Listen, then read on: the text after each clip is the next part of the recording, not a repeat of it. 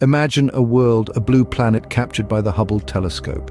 Here, the temperature soars to a searing 1000 degrees Celsius. But the real spectacle? The weather. Imagine a storm, not of water but of glass.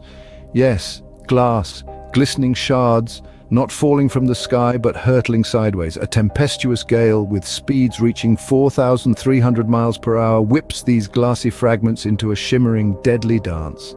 A distant planet, a world of extreme heat and sideways glass rain. It's a spectacle of nature's raw power, a cosmic ballet, choreographed by the laws of physics and painted by the brush of imagination. Remember, in the vast expanse of the cosmos, anything is possible.